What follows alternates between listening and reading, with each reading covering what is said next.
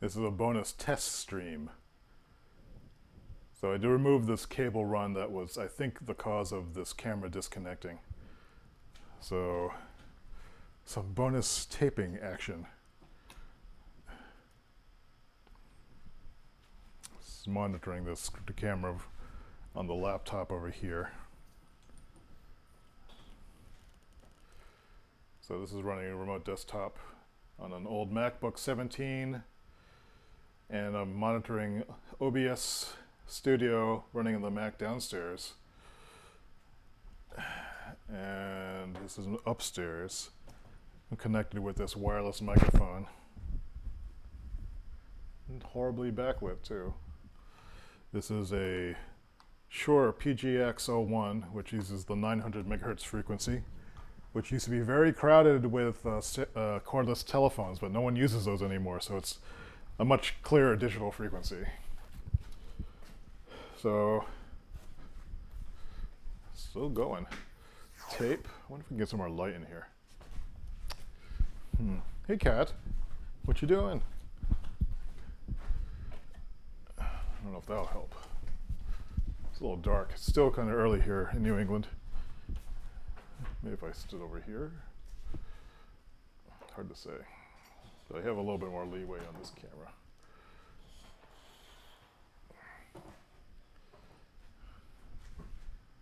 It kind of works. You can see where I've taped some stuff up. I do need to clean some cat poop off of this wall, though. What time is it? It's 7:45. If I can finish this section, I'll feel pretty good about myself. Yeah, cat poop.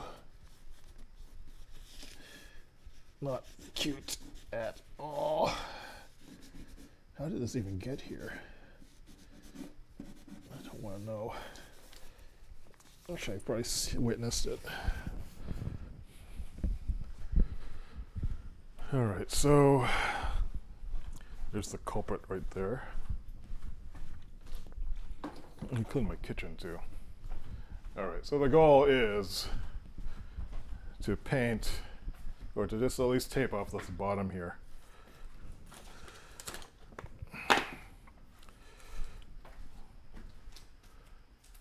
And I guess if I was really motivated, I would tape the ceiling too. But let's just tape this off for a bit.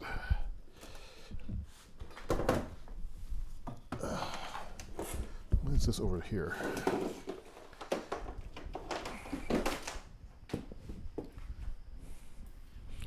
Camera's still running? It is, so maybe it was that cable that was the problem.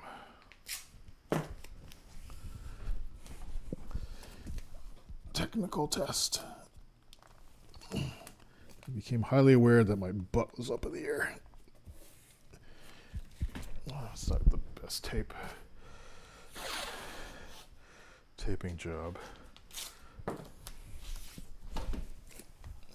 It's crud all over this.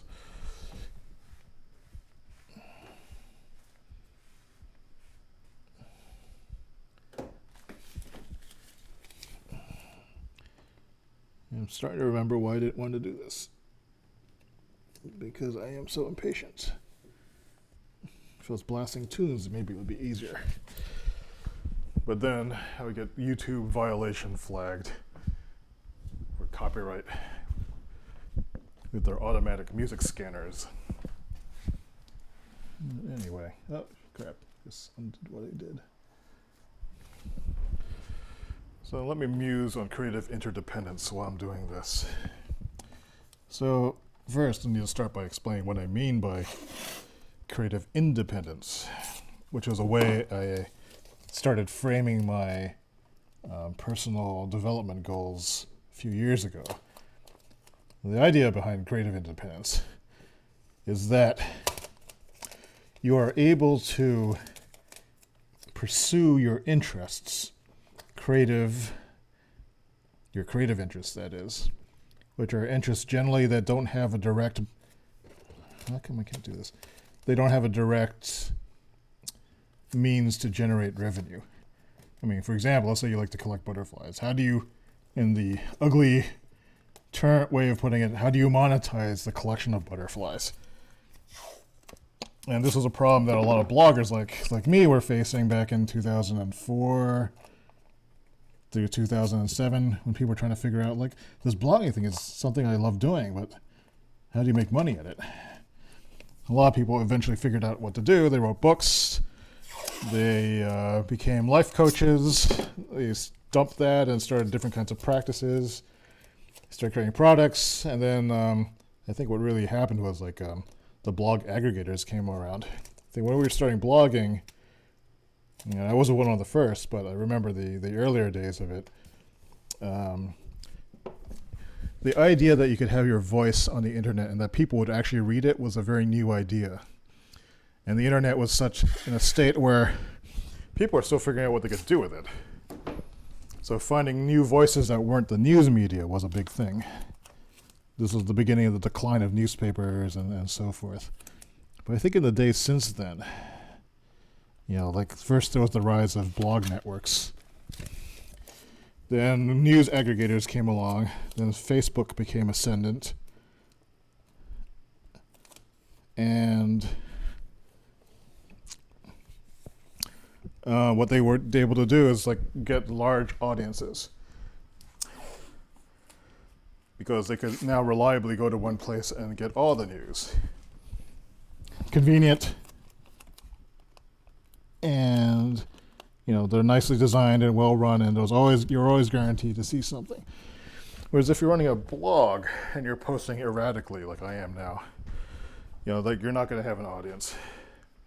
I think now like the successful bloggers are successful blog personalities. I am not much of a personality, although I have, I guess, some recognition for some of the design work I've done. But you know, I'm kind of going off this tangent. The idea of creative independence, the idea when I started my blog was I wanted to pursue things that caught my eye, and I just guess kind of almost collect them or write about them. Has this booger been in my nose this entire time? Oh my God. I guess this is why you hire professionals to run the production. One thing I like about the live streaming is this kind of reminds me of when I first started blogging, because I have no idea what I'm doing. So I'm just trying stuff and seeing if it sticks. And maybe that's where I want to be creatively.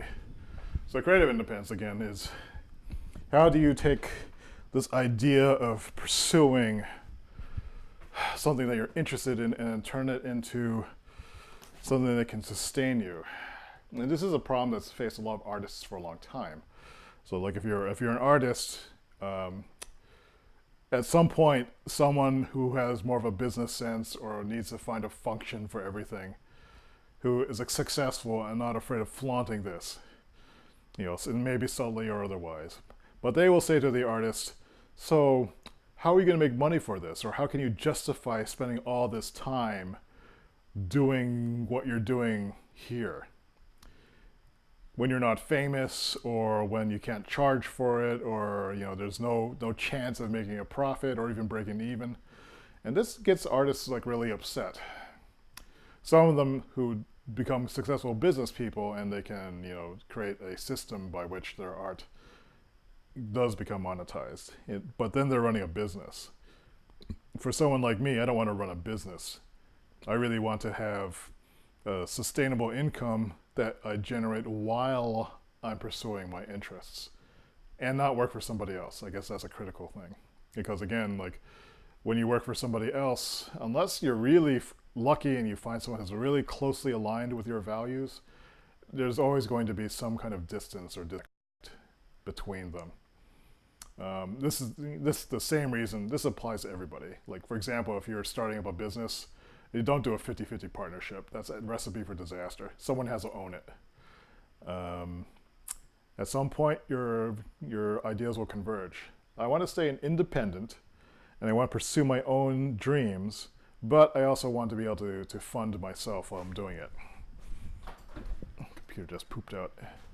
Nope, it didn't poop out. Great. So I pursued this for a number of years.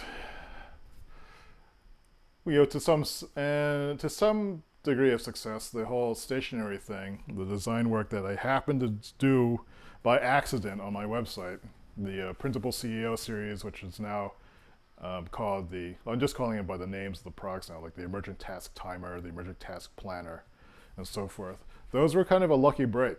I mean, that gives me something to develop into something that's generating some income. Right now, it doesn't generate enough income to live on, but it's certainly a proof of concept that could, with some effort, develop into a suite of products that I can feel good about. It's not something that's junk, or it's something that it may be junk to some people, but it's at least I know I've thought it through, and it's like a legitimate, authentic offering for something that I've lived through and experienced.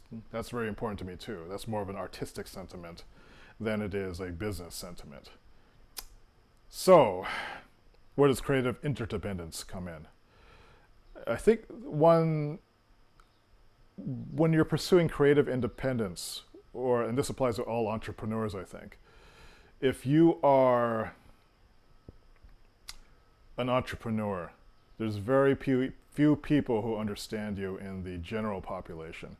People who have steady jobs, people who are following prescribed career ladders. These people don't understand why you would want to go off and do something that may not pay off. I mean, I wonder sometimes why I'm doing this, but there is something that's driving us to do it. And that's hence, like what I did for a long time. It's like, I'm an independent, I am going to figure this out. But it's very lonely. It's very draining. And I think, I hit kind of a wall. I kind of burned out on this a couple months ago, actually. And I've been very unproductive. But then this whole living room cafe project here, I mean, this was something I just wanted to do because I thought it would be kind of funny. Instead of having a regular living room like normal people do, I would make it look like a coffee shop, because at the time I was spending a lot of time in Starbucks. This backlighting is really bothering me. Now that's bothering me too. All right. And now I look fat. Can't win. So, with creative interdependence, I think what I've been missing from the formula has been working with other like-minded people. This has always been a goal, to find the like-minded people. What's new, though, is like by creating my own space for it. I thought like maybe I could draw the people here. But there's another dimension to it, which is to be able to make one's art, to be able to draw on the skills and the interests of other people. And this is an active pursuit that has to happen. And it seems like a distraction from doing the real work, but I think it's necessary to maintain the energy and momentum. Because ultimately, the things that I want to do creatively are no good to me unless I'm able to share them with somebody. And I think that was the part I was missing, because I was so used to rejecting what other people were telling me what I should be doing. Oh, you should get a regular job, you could be a director of this, or you could develop this software product, and you can get companies, or you should outsource everything. This didn't really want anything to do with that. I really just want to make cool stuff with my friends and make them laugh or impress them or something like this. And this is a very small, select audience of people. The larger audience is the audience who appreciates some aspect of what I do. This is that split between the true art that you do as an artist versus the expanded, I don't want to say consumers, but let me just use that term for now. The consumers, or the appreciators of what you're doing. They may not be interested or grasp the very personal essence behind why you're doing it in the first place, but they like the color you chose, and they like the design work, and they want it in their lives, and that's good. I mean, and that's something that I have learned slowly to accept. It's a difficult lesson for some artists to learn, I think, because they think that catering to people who don't really get the full extent of what they're trying to do, it feels like they're selling out, especially if there's money involved. But money is necessary to do things like build a living room cafe. When this is done, I'm hoping I can have like gallery you know, the artwork of my friends on the walls. I'm going to paint this a neutral gallery color. I'll be able to have, with these 4 tables, I'll be able to have like, you know, co-working events. I'll be able to have chili night, be able to share some food experiments. And I think it could be a good catalyst for this kind of creative endeavor that here in suburban New Hampshire is harder to come across than a place like Austin, Texas, or Portland, Oregon, or any one of these hip towns that I'm not rich enough to live in, or not resilient enough to live in like less than comfortable surroundings. I'm kind of like a homebody in that sense. So, all right, well, at least I got a little bit of the wall taped up, and I got this camera set up debugged. I think that's a worthy achievement for the morning. It's not even 8 o'clock yet, so now I can just jump into some other programming work that actually pays me money and get all the stuff out of the way. So with that, I am going to shut this thing down, and I hope this works. Here's the laptop here. I had to stare at the camera for 15 seconds because the stream will otherwise just cut out. Have a good day.